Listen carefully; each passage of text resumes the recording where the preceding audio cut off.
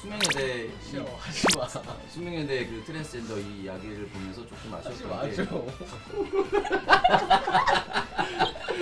나 군대 안 갔다고 되게 뭐라 그래. 최초의 여성 대학인 이 마운트 홀리오크 대학 같은 경우에는 2014년부터 트랜스젠더 여성의 입학을 허용했고요. 계속해서 이 입학 요건을 변경해 나가고 있는 추세이거든요. 저도 뭐 대체적으로 동의하는데 일단 그 성전환한 군인이 여군으로 복무하고 싶다 했을 때 저는 반대했거든요. 방송국 그래서 코로나 방토한 얼마 전에 한 트랜스 여성분이 로스쿨, 그러니까 숙명여대 로스쿨에 합격하여서 거기로 이제 입학을 신청하신 일이 있었죠. 근데 네. 이후에 숙명여대 안에서 굉장히 많은 반발들이 있었어요. 본인이 상처를 좀 많이 받으셔서 앞으로 여성대학, 여자대학에는 입학하지 않겠다 입장을 밝혀주셨는데요. 저는 일단은 이 정의당 논평에 대해서 한마디 하고 싶어요. 이 교육당국 탓을 하더라고요. 근데 숙대에서는 입학허가 해줬어요. 뜬금없이 교육당국 탓을 하는 건 본인들이 직접 소수자 문제에 뛰어들지 않고 비겁하게 모든 책임을 좀 정부에 돌리는 논평이 아니었나. 오히려 이 사회, 페미니스트 사회에 대해서 할 만 딱 하는 그런 논평이 나왔어야 된다.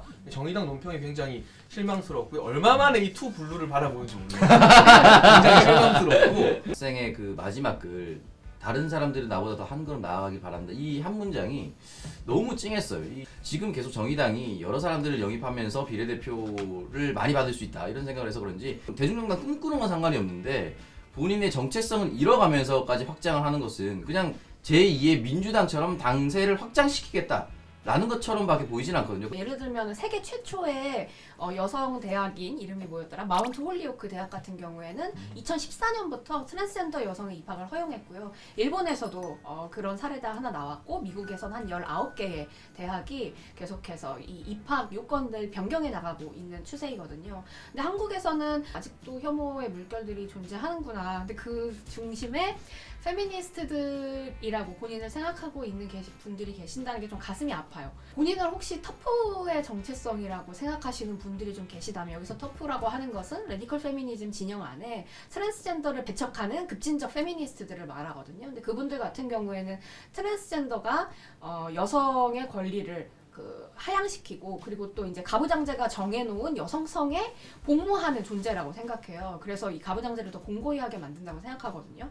근데 그런 것들이 혹시 내가 누군가를 차별하고 억압하고 배척하는 방식으로 행해진다면 과연 이전에 우리가 바꾸려고 하는 사회를 얼마만큼이나 바꿀 수 있겠는가. 저도 뭐 대체적으로 동의하는데 일단 그 성전환한 군인이 여군으로 복무하고 싶다 했을 때 저는 반대했거든요. 변이수하사. 네. 근데 이 차이는 뭐냐? 군대 같은 경우는 언제나 특수 전시 상황을 대비하는 조직이고 숙식을 같이 하게 돼 있어요. 그렇기 때문에 함께 지낼 여군들이 반대했을 때 그분들의 불편함을 우선적으로 생각해야 된다. 개인적으로는 그렇게 생각했고, 하지만 대학 같은 교육기관은 뭐 전시를 대비하는 것도 아니고 이분들이 숙식을 같이 하거나 공용 샤워장에서 같이 몸을 씻어야 되거나 이런 건 또 아니잖아요.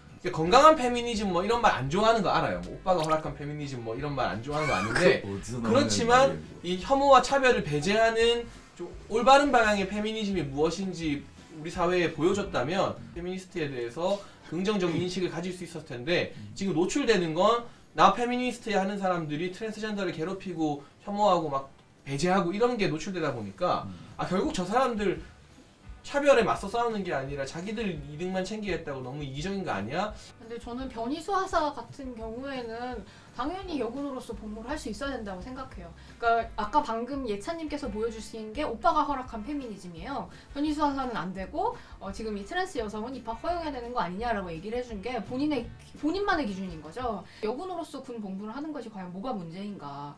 아까 목욕하는 게 문제다 이런 얘기를 하셨는데 뭐 샤워실에서 샤워를 하는 게 뭐가 문제가 될 수 있을까 이런. 다만 저는 변희수하사가 여군으로 복무하고 싶다면 저는 여군 시험 다시 봐야 된다고 봅니다. 왜냐면 남군과 여군의 경쟁률 자체가 다르고 공정이라는 것이 시대의 화두가 됐기 때문에 그 부분에 있어서는 정당한 과정을 거쳐야 되는데 그 과정만 거친다면 저는 상관이 없을 거라고 저는 생각합니다.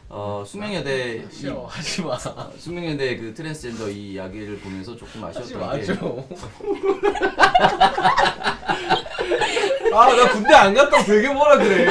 그래 나 안 갔다. 나 안 갔다. 나 공익이다 왜? 신뢰가 있어. 믿음직스러운데. 아 진짜. 이런 걸로 아니 전시 전시 상황에서 같이 씻잖아. 군대는 어쨌든 나는 안 갔지만. 씻을 시간이 없어 전쟁에. 난 서로 어? 국민들의 씻고 문화생활을 있는 총알 날라와. 근데 전시에는 나도 민방위 하고 다 해. 사실 군대적으로 비슷하게 진짜. 여성이거든요. 근데 그런 거로 제가 차별하고 싶지 않습니다. 그런 식으로 따지면 정치인 안 된 사람 정치 평론하면 안 되죠. 예를 들어 저는 성실하게 국방에 대해서 얘기할 수 있다고 저는 생각을 하고 그럼요. 사회가 조금 진짜 그 변화가는 중에 진통이라고 저는 생각을 하고 또 세대별로도 좀 다르더라고요. 그러니까 어른들 세대는 아예 안 된다라고 생각하시는 분들이 훨씬 더 많더라고요. 근데 다행스럽게도 지금의 2040 정도까지는 괜찮다. 왜 이걸 막느냐라고 얘기하는 부분이 많아서 시대가 좀 바뀌어가면서 이제는 아예 세대적으로 다른 시각을 보는 것들이 나오지 않았나. 저는 사실 뭐 방송하고 하면서 태극기 부대라고 하시는 분들이랑 썩 사이가 좋지는 않아요. 저는 그분들 많이 비판하고 뭐 그 전모 목사님이나 이런 분들 발언에 대해서 이게 보수 진영이 국민들 설득하는데 전혀 도움이 안 된다. 근데 내가 봤을 때 이 보수의 어떤 외연 확장에 도움이 안 되는 분들과 내가 싸우지 않으면 결국 밖에서 봤을 땐 다 한 통속이 되는 거야. 그래서 오히려 내부 비판, 내부적인 싸움을 더 치열하게 해야 된다고 보거든요. 그런데 마찬가지로 이 페미니스트라는 굉장히 거대한 집단 안에서 이런 식으로 한 사람을 뭐 단순히 뭐 배제하자 정도가 아니라 완전 혐오하고 조롱하고 그런 일들이 일어났었잖아요. 그랬을 때 그 내부 페미니스트들이 그 일부 페미니스트들과 더 많이 싸우고 비판하지 않으면 바깥에서 봤을 때는 결국 다 똑같은 저 사람도 저렇게 이기적이구나 이렇게 되는 거기 때문에 그 페미니즘 진영 안에서 좀 이런 잘못된 목소리를 내는 사람과 더 많이 치열하게 싸우는 그런 모습을 보여주는 게 꼭 필요하다.